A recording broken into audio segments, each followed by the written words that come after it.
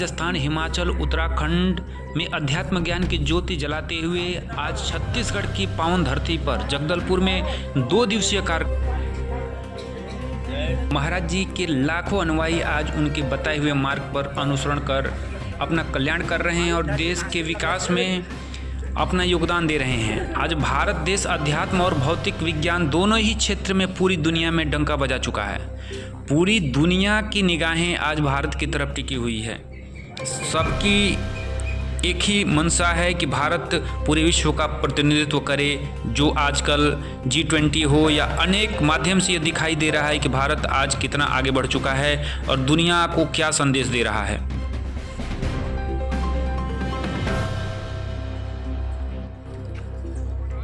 जगदलपुर जिला बस्तर के इंद्रावती नदी के डोंगा घाट पारा स्थित मानवता सेवा समिति के शाखा द्वारा पुलिस परेड ग्राउंड में 2 दिवसीय सद्भावना सम्मेलन समारोह में पधारे।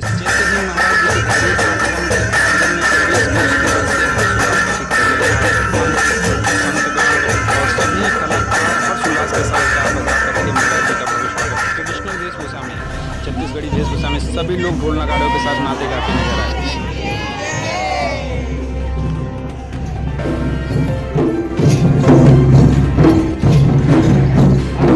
आश्रम दुल्हन से सजी हुई थी, मानो अवध में रामायण।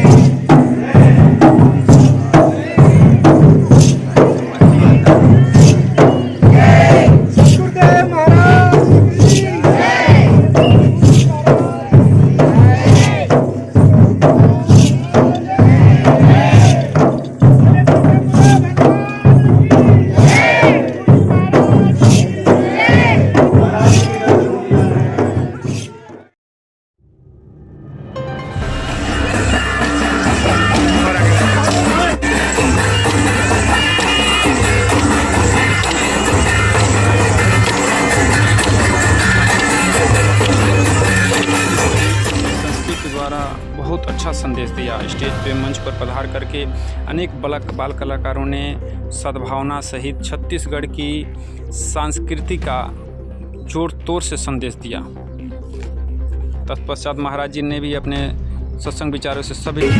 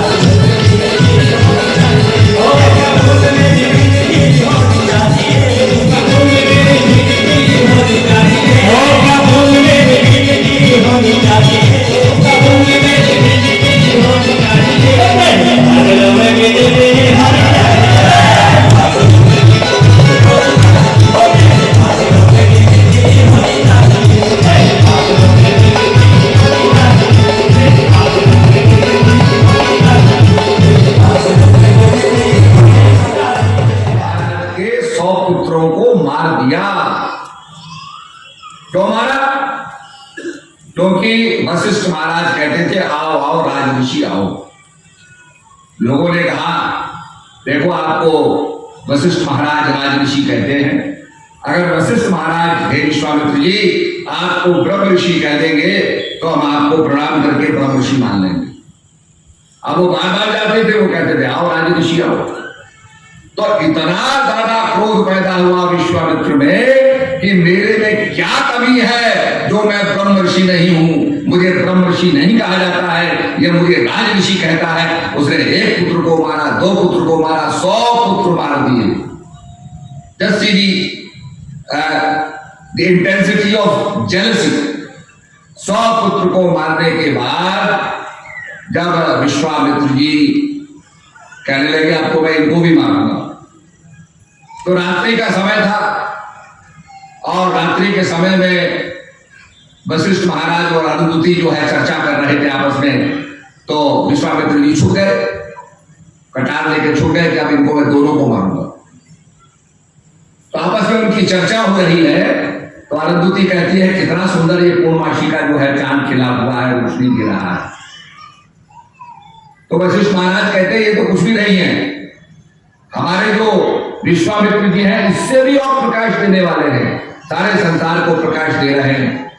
अपनी जब पढ़ाई सुनी विश्वामित्र जी ने तो बड़ा उनको खेद हुआ कि मैंने इनके 100 पुत्र मार डाले और मारने के बाद ये मेरी ख्याति मेरी प्रशंसा ही कर रहे हैं। जहां अरुंधति प्रकाश के बारे में चर्चा कर रही है वहां ये कहते हैं कि इससे भी ज्यादा प्रकाश तो भैया विश्वामित्र का प्रकाश है। जब इतना उन्होंने सुना, अपनी प्रशंसा सुनी, तो उनको बड़ी गलानी पैदा हुई और गलानी का नतीजा ये हुआ कि वो जाकर के चरणों में लेट जाते हैं और जैसे ही लेटते हैं वैसे ही वशिष्ठ महाराज कहते हैं आओ ब्रह्म ऋषि आओ, आओ ब्रह्म ऋषि। तो कहने का मतलब उनके अंदर अभिमान था, अभिमान के कारण वो ब्रह्म ऋषि नहीं बन सके, उनको राजऋषि कहा था। जब अभिमान का त्याग किया तो वो ब्रह्म ऋषि बन गए राजऋषि से। तो ठीक इसी प्रकार से एक विद्वान दूसरे विद्वान से ईर्षा करता है, एक ऋषि दूसरे ऋषि से ईर्षा करता है और उसका परिणाम यह हुआ कि वो सारे पंपा सरोवर को पवित्र नहीं कर सके। तब विद्वान विश्लेषक कहता है कि प्रभु राम ने भी अपने चरण डाले। बोला प्रभु राम ने डाले, प्रभु राम राक्षसों को मार करके आए थे और राक्षसों को मारने से उनके अंदर तम प्रधान हो गया था, तामस हो गया था कि राक्षसों का हम वध करेंगे, इनको मारेंगे और इनको मारना है। ये वृद्धि होने से वो भी जल को पवित्र नहीं कर पाए। और भिल्ली ने कैसे कर दिया? तो भिल्ली सबकी सेवा करती थी, भिल्ली के अंदर कोई भेदभाव नहीं था। प्रातः काल सवेरे होने से पहले, प्रकाश होने से पहले वो सारे ऋषियों की सेवा कर डालती थी। तो इस प्रकार से जो सेवा भाव होता है इतना सर्वोपरि होता है कि उसने भिल्ली को महान बना दिया और भिल्ली ने जब चरण डाले तो पंपा सरोवर पवित्र हो गया। तो भगवान ने भिल्ली की महानता को दर्शाया। आज तो बहुत कुछ लोग कहते हैं, पर देखिए प्रभु भिल्ली से क्या कहते हैं कि भिल्ली जात पात कुल धर्म बढ़ाई, इससे मेरा कोई मतलब नहीं है। जात पात कुल धर्म इनसे कोई मतलब नहीं है। मेरा मानव एक भक्ति कर नाता, मेरा केवल भक्ति से नाता है। जो मेरी भक्ति करता है वो मुझे प्रिय है। फिर कहते हैं भक्तिहीन नर सोवई कैसे, बिन जल भारत बरसही जैसे। भक्ति के बिना जैसे बादल होते हैं बिना पानी के यूजलेस।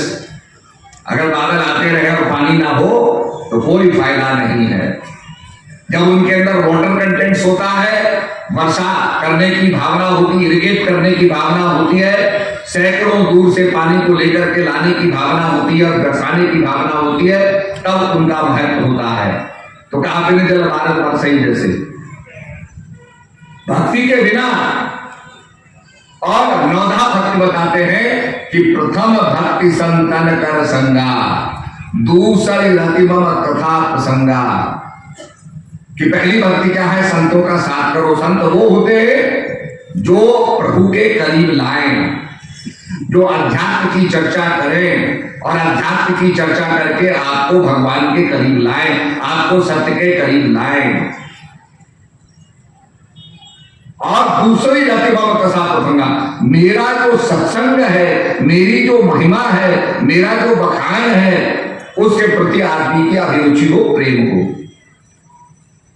तो जब ये होगा, इस प्रकार से भगवान नौदा भक्ति बताते हैं और फिर कहते हैं कि व्यक्ति मेरे को प्राप्त करता है और मेरी भक्ति से वो होकर के कल्याण पद को प्राप्त करता है। तो मेरा कहने का मतलब है कि इस प्रकार का उदाहरण, केवट का उदाहरण भगवान ने दिया।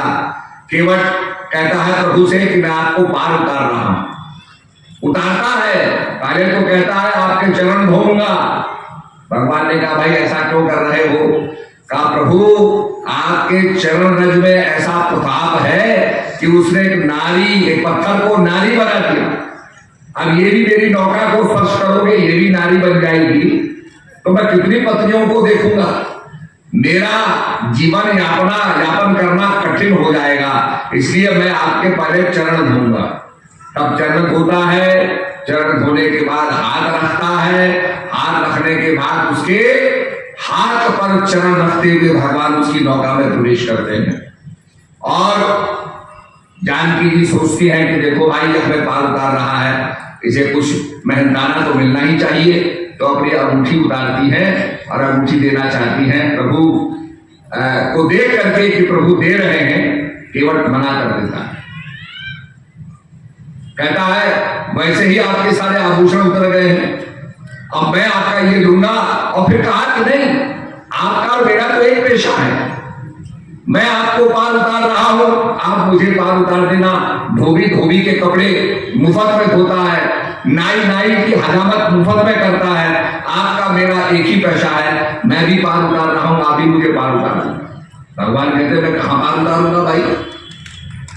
बोला मैं आपको सरयू पार उतार रहा हूं और आप मुझे भव सागर पार उतार देना। और जब केवट की कथा पे हम जाते हैं, केवट के प्रसंग पर हम जाते हैं, तो क्षीर सागर में भगवान शेषैया पर लेटे थे।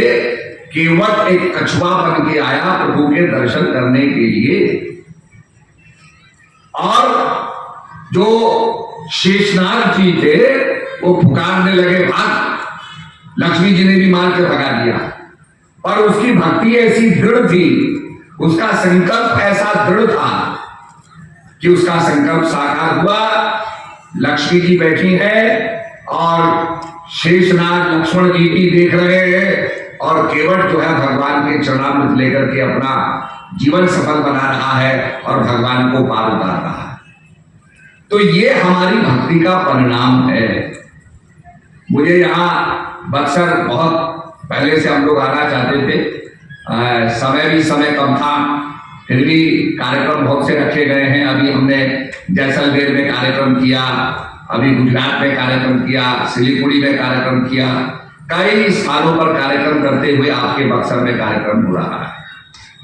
और ये इसीलिए हो रहा है कि जो बिल्कुल आखिरी छोर में बैठे जो हमारे भारत के नागरिक हैं, भारतवासी हैं, उनको भी सत्संग का प्राप्ति हो। अध्यात्म और विज्ञान का समन्वय कराने जैसी खबरों को आप तक पहुंचाने वाला एकमात्र चैनल धुरंधर टाइम्स। वीडियो आपको अच्छी लगे तो लाइक, कमेंट और शेयर करें। हमसे परमानेंट जुड़ने के चैनल को सब्सक्राइब करें। आगामी वीडियो के तत्काल सूचना प्राप्त करने के बेल आइकन दबाएं। धन्यवाद।